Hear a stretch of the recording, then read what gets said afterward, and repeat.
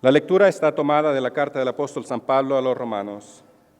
Hermanos, no debáis a nadie nada, sino el mutuo amor, porque el que ama al prójimo ha cumplido la ley.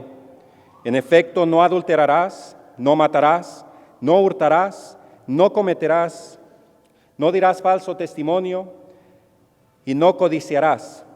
Y si algún otro mandamiento queda, en esta sentencia se haya resumido: amarás a tu prójimo como a ti mismo. El amor al prójimo no obra mal. Así el cumplimiento de toda ley está en el amor. Se ponen de pie la lectura del Santo Evangelio según San Mateo. En aquel tiempo, habiendo subido Jesús a una barca, lo siguieron sus discípulos, cuando de pronto se levantó en el mar una fuerte borrasca, hasta el punto de verse la nave cubierta de olas. Mas Jesús dormía, y acercándose a él, sus discípulos lo despertaron diciendo: Señor, sálvanos que perecemos. Les dijo Jesús: ¿por qué sois tan tímidos y de tan poca fe? Levantándose entonces, imperó a los vientos y al mar, y se siguió una gran bonanza. Y los discípulos decían maravillados: ¿quién es este a quien los vientos y el mar obedecen? Pueden sentarse. Domine salvanos perimus, en el nombre del Padre, y del Hijo, y del Espíritu Santo. Amén. Señor, sálvanos, que perecemos. En la colecta de esta misa, la Iglesia ora así. Siempre que queramos saber o que queramos saber o conocer la intención que tiene la Santa Madre Iglesia en cada misa, lean la colecta, la oración colecta, que es un resumen de lo que la Iglesia quiere pedir de Dios o las gracias especiales que quiere pedir del Señor en esta misa. Y en la colecta de esta misa dice: oh Dios, tú sabes que dada la humana flaqueza y viéndonos en tantos peligros, no podemos sostenernos sin tu ayuda. Danos salud de alma y cuerpo, para vencer con tu auxilio lo que por nuestros pecados padecemos. Nunca o no hay tiempo en el que peligre más la vida humana como cuando el alma está a punto de abandonar el cuerpo, es decir, al punto de morir. Y es importante que entendamos lo que representan los sacramentos en la vida del cristiano. Y por eso hoy quiero exhortarlos a tener un conocimiento más profundo acerca de estos, pero en especial de un sacramento, dado los tiempos en los que hemos vivido o los que estamos viviendo, que son tiempos extraordinarios, en el sentido de que hemos visto a mucha gente morir, familiares, amigos, vecinos, conocidos. Mucha gente ha muerto y muchos de ellos han muerto sin los auxilios divinos que Cristo mismo entregara a su iglesia. Para muchos se les ha negado el derecho a recibir los sacramentos antes de morir. A los sacerdotes nos ha negado las entradas a hospitales, a clínicas, e incluso familiares mismos han negado la presencia del sacerdote y el auxilio de los sacramentos a sus propias familias.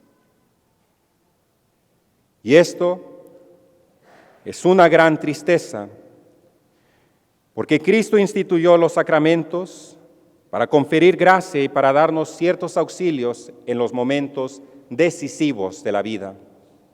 Y tal es el sacramento de la extrema unción. Le llamamos así porque es la última unción que recibe el cristiano, que prepara su cuerpo y lo fortalece y prepara su alma para presentarse ante el trono de Dios.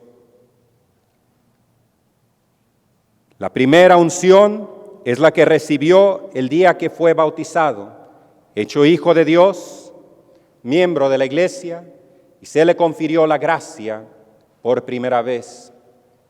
La segunda unción la recibió el día que fue confirmado, donde se fortaleció su alma con los dones del Espíritu Santo y se le concedió la gracia de ser un valeroso guerrero y testigo de la fe en Jesucristo.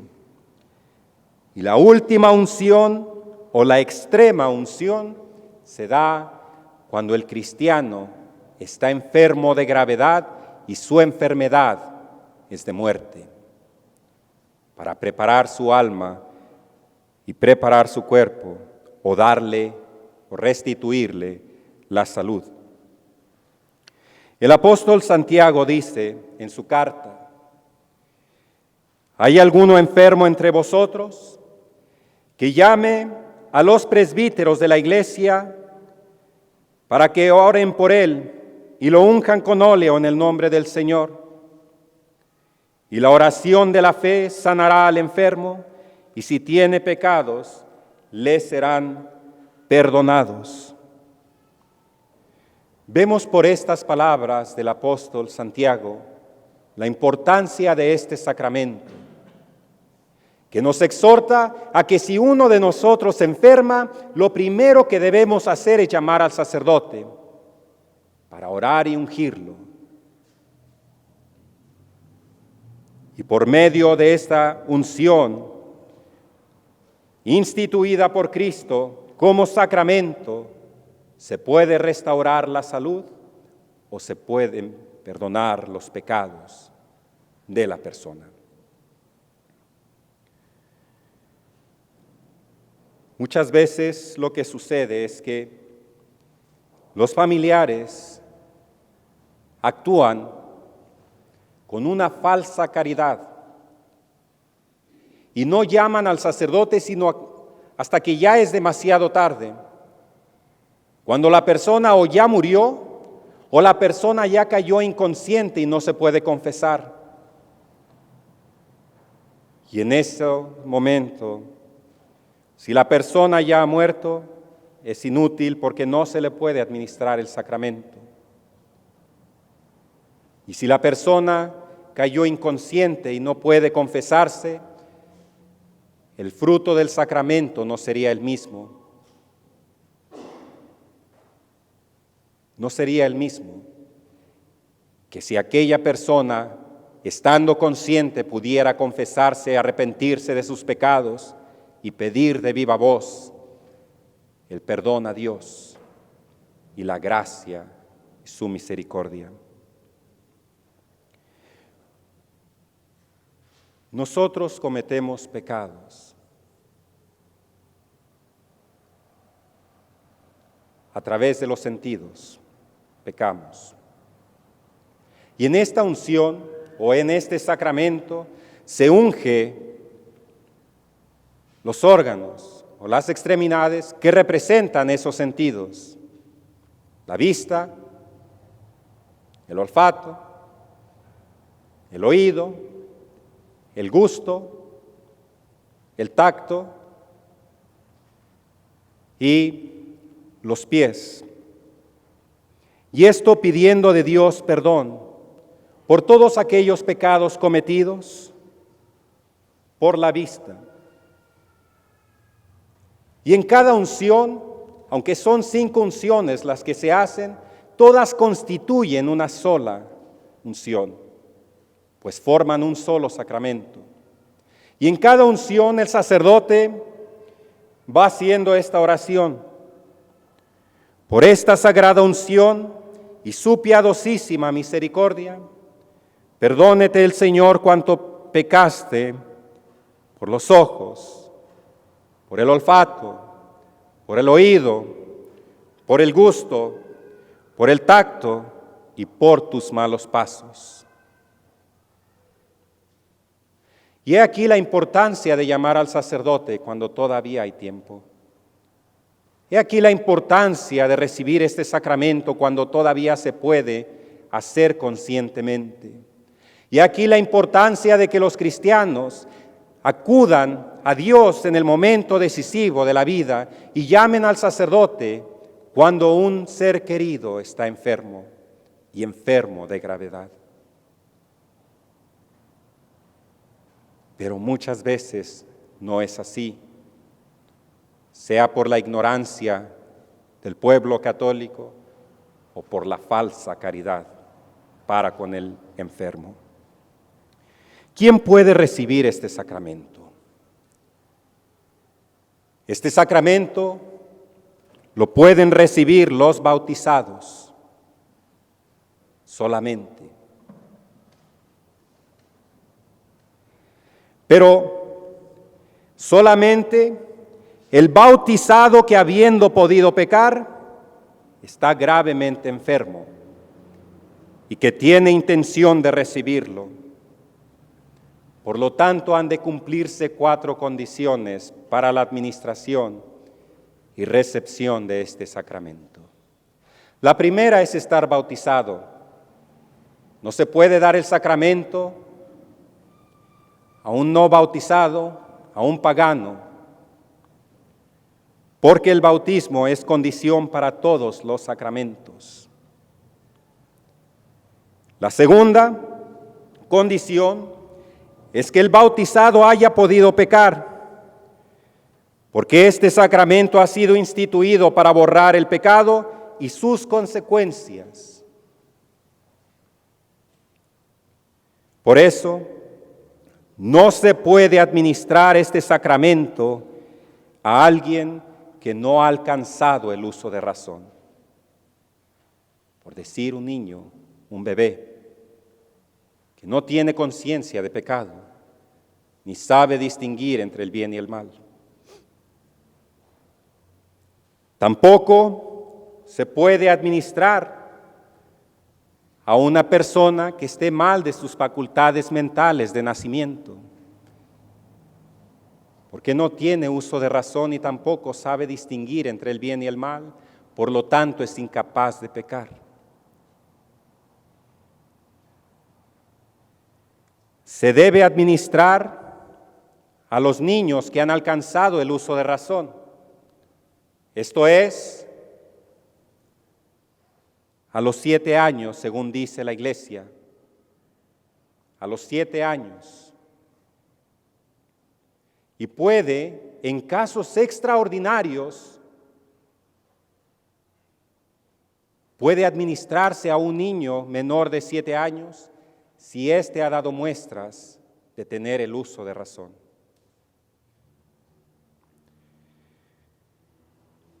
La tercera condición para recibir este sacramento es estar gravemente enfermo y que haya peligro de muerte por causa interna. Por eso no se puede administrar indiscriminadamente a todos, como se hace en las misas de sanación. Debe haber una gravedad de muerte de causa interna. No puede administrarse a una persona nada más por tener un dolor de rodilla o un dolor de cabeza. Tiene que ser una enfermedad de gravedad. Y la causa debe ser interna, es decir, por una enfermedad que la persona posee, no algo externo. No se puede administrar el sacramento a un soldado que va a la guerra, por ejemplo.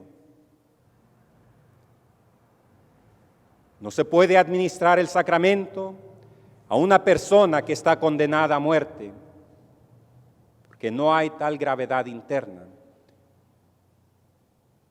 E incluso no se puede administrar el sacramento a una persona que va a ser operada si no existe la gravedad necesaria.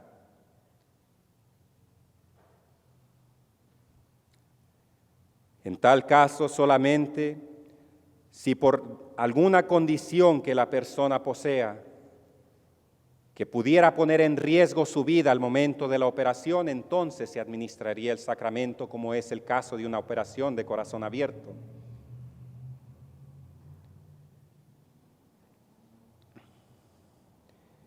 La cuarta condición es que la persona debe tener intención de recibirlo. Y aquí es muy importante, porque hay personas que aunque bautizadas no quieren ver al sacerdote. A mí me ha tocado que me han corrido, los enfermos. La familia llama y dice, venga porque mi familiar está muy grave. Y llega uno y el familiar no quiere recibir los auxilios divinos. La intención basta, sin embargo, con que sea habitual o interpretativa. Esto quiere decir que si la persona enferma o está en un accidente y cayó inconsciente, la intención habitual es de que si esa persona estuviera consciente, llamaría al sacerdote o tendría esa intención de llamar al sacerdote para que le auxiliara. O por lo menos se puede pensar que lo haría. Y en esos casos podríamos administrar el sacramento y en algunos casos hacerlo bajo condición. No se puede administrar tal sacramento a los impenitentes ni a personas que lo rechacen estando conscientes. Este sacramento trae consigo 3 efectos importantes en la vida de la persona y en el alma. El primero es fortalecerlo. Fortalece y conforta al enfermo, dándole paciencia y alivio en los dolores y desfallecimientos de la enfermedad. Aumenta su confianza para rechazar las tentaciones de desconfianza y aún la desesperación que el demonio suele infundir en la vida, en el alma de las personas en esos momentos de enfermedad. Pero también anima a sobreponerse al temor de la muerte y a las angustias de la agonía. Este sacramento borra los pecados veniales con el aumento de la gracia que confiere, pero también borra los pecados mortales que el enfermo ha confesado y aún aquellos que no pudiera confesar o aquellos que no recuerde haber cometido, siempre que tenga o haya tenido o manifestado atrición. Borra también las malas reliquias del pecado, esto es, las malas consecuencias que el pecado deja en nosotros, como la oscuridad del entendimiento, la debilidad o la dureza de la voluntad, la fuerza de los malos hábitos y la congoja ante el recuerdo de los pecados cometidos. Y en parte borra la pena temporal de acuerdo con las disposiciones con que se recibe. El tercer efecto es que tiene el poder de aliviar el cuerpo y de restituir la salud si conviene al alma y a la salvación eterna, aunque este no sea su efecto principal. Todos los bautizados que caigan, que hayan podido pecar o que hayan pecado, y que caigan en una grave enfermedad están obligados a recibir este sacramento. Y el negarles tal derecho por parte de los familiares es una grave falta ante Dios y su responsabilidad es tan grave que de ello rendirán cuentas. Y tales personas obran con caridad muy mal entendida, porque es cosa terrible morir sin saber que uno se muere, ni haberse preparado para ello. Y llegar a comparecer ante el juez supremo sin haber pedido perdón ni haber rendido cuentas. ¿Qué debemos hacer para prepararnos para tal sacramento? Hay ciertas cosas que la Iglesia siempre ha enseñado a los cristianos. Hay preparaciones que deben llevarse a cabo en casa para recibir al sacerdote que viene a administrar el sacramento a un familiar enfermo. Cosas que ya no se hacen, pero que deberían retomarse. Cuando una persona está gravemente enferma, antes de que caiga inconsciente, se debe llamar lo antes posible al sacerdote y agendar una cita para que acuda a dar los auxilios divinos a las personas. Si está en casa, las personas, la familia, debe preparar debidamente la habitación del enfermo, la cual debe estar limpia y ordenada. En la habitación del enfermo debe haber una mesita con un mantel blanco, un platillo con algodones para las unciones, un recipiente con agua, jabón y una toalla limpia para lavarse las manos el sacerdote después.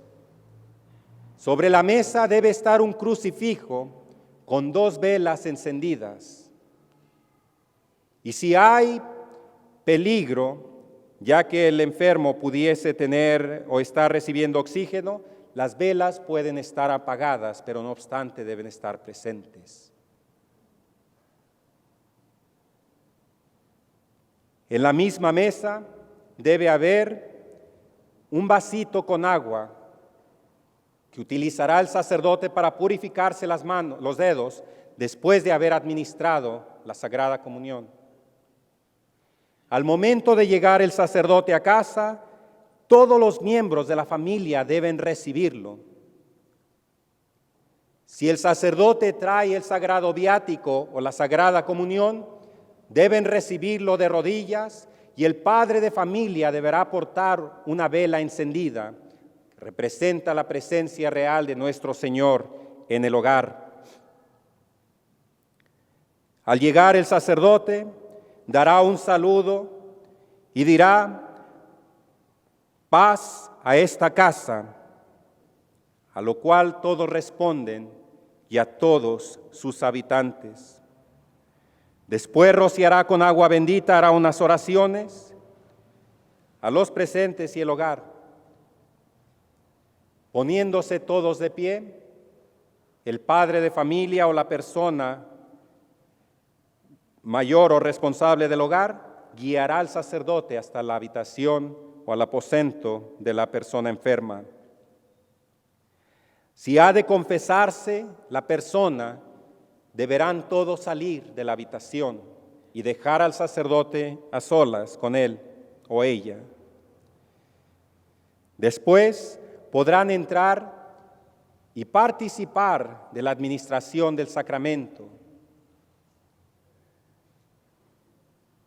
Estarán de rodillas al momento de recibir la Sagrada Comunión el enfermo, recitarán junto con él el Yo Pecador,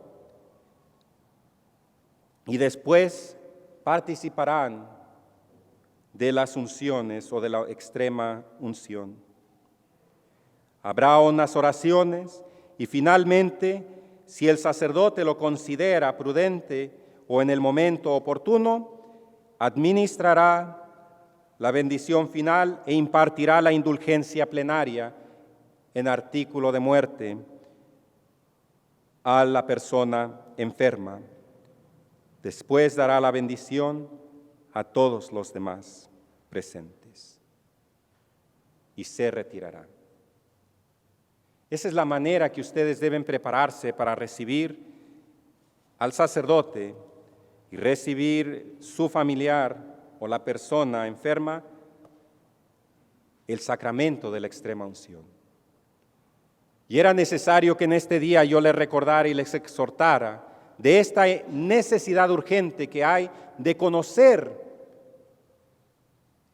cómo se administra el sacramento, pero también de reconocer los signos para poder llamar al sacerdote a tiempo y tener las cosas preparadas en el hogar. Es triste que llega el sacerdote y no lo reciben. Lleva el Santísimo Sacramento y ni una reverencia. Y a veces abren la puerta y dicen, sí, pásele, es la última habitación, allá está la persona enferma. Y no hay nada preparado. Y llega uno y tiene que mover cosas de un mueble para poder poner por lo menos un mantelito donde depositar el Santísimo Sacramento. Porque la familia no ha tenido el cuidado de prepararse para la venida de su Señor y la administración de un sacramento tan importante que puede restituir la salud del cuerpo, pero más que eso, prepara el alma para presentarse ante el juicio de Dios. Que el Señor les bendiga, en el nombre del Padre, y del Hijo, y del Espíritu Santo. Amén.